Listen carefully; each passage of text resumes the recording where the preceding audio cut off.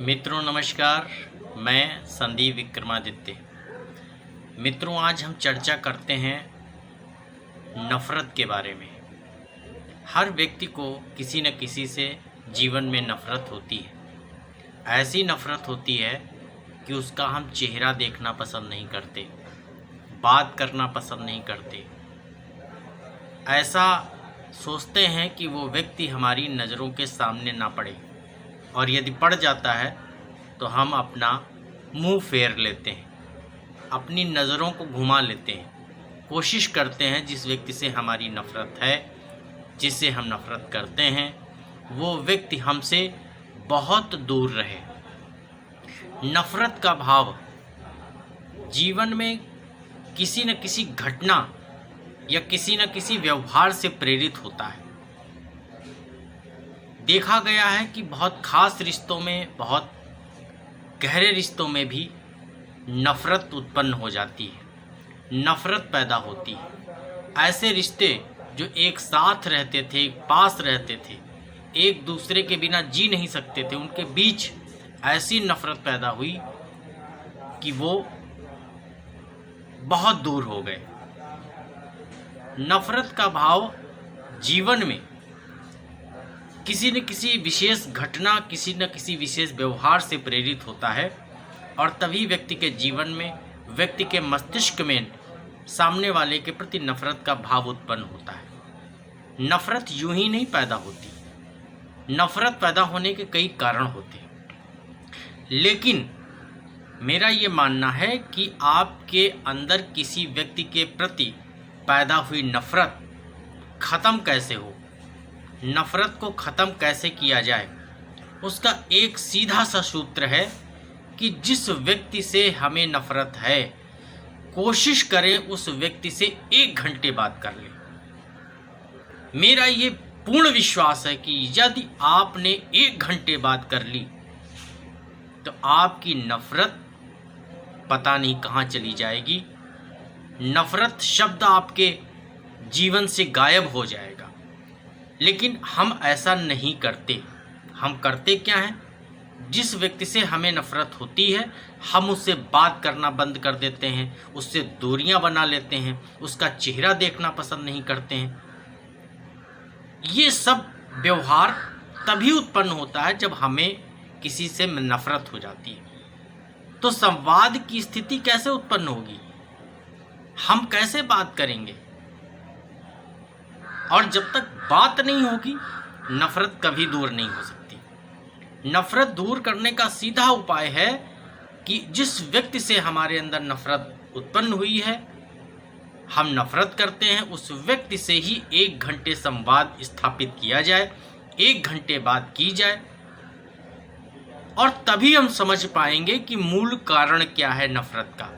वैसे तो हर व्यक्ति नफ़रत का मूल कारण जानता है कि हमें फला व्यक्ति से नफ़रत हो गई तो उसके पीछे उसका ये व्यवहार रहा, उसका ये कारण रहा। और कारण यदि जीवित है, कारण का यदि समाधान नहीं किया, तो नफ़रत जीवन में कभी भी समाप्त नहीं हो सकती, नफ़रत और बढ़ती चली जाएगी। इसलिए यदि किसी व्यक्ति से हमारे अंदर, किस परिवार का सदस्य हो, मित्र हो, रिश्तेदार हो, पड़ोसी हो, यदि आपके अंदर उसके प्रति नफ़रत का भाव उत्पन्न हो गया है, तो कोशिश करें संवाद की स्थिति कायम करें, संवाद स्थापित करने का प्रयास करें। लेकिन ये बहुत छोटी बात नहीं, ये बहुत बड़ी बात है, क्योंकि जिस व्यक्ति से नफ़रत हो जाती है, उससे संवाद करने की कल्पना करना भी असंभव प्रतीत होता है।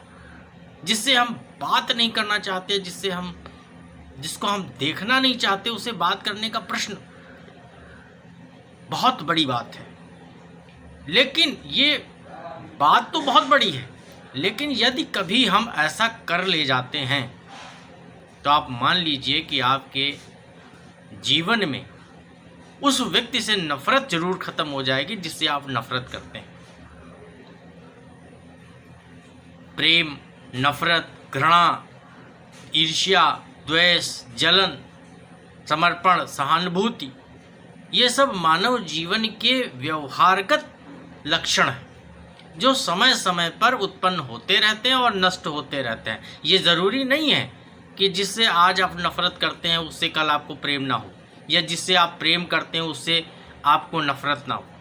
ये सभी परिस्थितियाँ उत्पन्न करती हैं। ये सभी व्यवहार परिस्थितिजन्य हैं।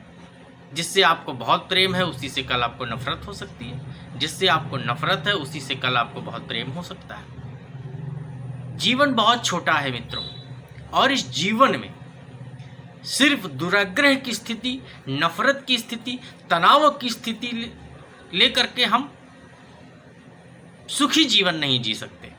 जितना शांत रहेंगे, जितना मेरे जीवन में कम हलचल होगी, जितना मस्तिष्क शांत रहेगा, एक लक्ष्य में लगा रहेगा, उतना ही जीवन कामयाब होगा।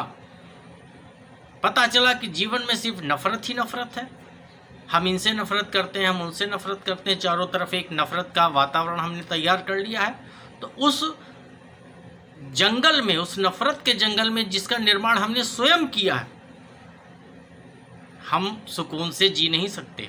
चारों तरफ वो नफ़रत के कांटे चुभते रहेंगे और हमारे शरीर से खून निकलता रहेगा। जिधर भी जाएंगे पता चला उधर ऐसे लोग हैं जिनसे हम नफ़रत करते हैं। कोशिश करिए कि यदि स्थितियां सामान्य हो सकें, नफ़रत ख़त्म हो सके, तो प्रयास करिए संवाद करने का। यदि विषम परिस्थितियां ही हैं, कोई विशेष स्थितियां ऐसी हैं कि हम संवाद स्थापित करना चाहते हैं, अगला व्यक्ति सामने संवाद स्थापित करने की स्थिति नहीं देता, मौका ही नहीं दे रहा, हम नज़दीक आना चाहते हैं, वो व्यक्ति हमें दूर जाना चाहता है, तो ऐसी स्थितियों में बहुत सी चीज़ें संभव नहीं होती हैं। लेकिन फिर भी हम ये कहेंगे कि हर व्यक्ति के अंदर एक अच्छा मन होता है, एक अच्छा इंसान होता है। यदि उसे हम जीवित करने में सक्षम हो गए, यदि उसे हम बाहर निकालने में सक्षम हो गए, तो बहुत से रिश्ते बच सकते हैं, जीवन सुंदर और सफल हो सकता है। जिसके जीवन में जितनी कम नफ़रत होगी उसका जीवन उतना ही शानदार, सुखी और मधुरतम होगा। इसलिए जीवन का आनंद लीजिए, ये नफ़रत के चक्कर में मत पड़िए। ठीक है, आपकी विचारधाराएं किसी से नहीं मिलती हैं, कोई व्यक्ति आपके अच्छे कार्यों के परिणाम स्वरूप आपके साथ बुरा करता चला जा रहा है, तो ठीक है, उससे आप थोड़ी सी दूरियां स्थापित कर लीजिए। आपके वैचारिक मतभेद हैं तो आप बोलना बंद कर दीजिए। वो सभी बातें हम स्वीकार करते हैं कि जिससे मतभेद हो तो चल सकता है, लेकिन यदि मनभेद हो गया तो उसे सिर्फ संवाद की स्थिति से ही दूर किया जा सकता है। और यदि संवाद नहीं होगा तो मनभेद कभी भी दूर नहीं हो सकता, ख़त्म नहीं हो सकता है। यदि विपरीत परिस्थितियों में, विशेष स्थितियों में मनभेद दूर नहीं हो रहा है, सामने वाला व्यक्ति हमें मौका नहीं दे रहा है हमारे बहुत प्रयासों के बाद, तो ठीक है, उससे आप दूर हो जाइए, लेकिन उसे याद मत करिए, क्योंकि नफ़रत हमेशा मस्तिष्क में रहती है। आप व्यक्ति से दूर हो गए लेकिन व्यक्ति आपके मस्तिष्क में है, क्योंकि आप उससे नफ़रत करते हैं, तो भी तो आपके जीवन में है ना, उसकी उपस्थिति तो आपके जीवन में है ना। तो यदि आप किसी से दूर होना चाहते हैं तो उसे नफ़रत भी मत करिए, उसे अपने मस्तिष्क में भी जगह मत दीजिए। कहते हैं कि किसी को जब हम प्रेम करते हैं तो वो दिल में रहता है, और जब नफ़रत करते हैं तो हमारे दिमाग में रहता है। इसलिए दिमाग में भी रखने की ज़रूरत नहीं है। सब कुछ भूल जाइए, शांति से, सरलता के साथ, सहजता के साथ जीवन जीने का प्रयास करिए। जितनी कम जीवन में नफ़रत होगी उतना ही जीवन आनंदमय होगा। इसलिए मित्रों, जीवन को सरलता के साथ जीने की कोशिश करिए। हो सके तो नफ़रत को अपने जीवन से, नफ़रत के शब्द को अपने जीवन से हटा दीजिए। इसी में आपका जीवन सुरक्षित है और आपका जीवन आनंदमय है। नमस्कार।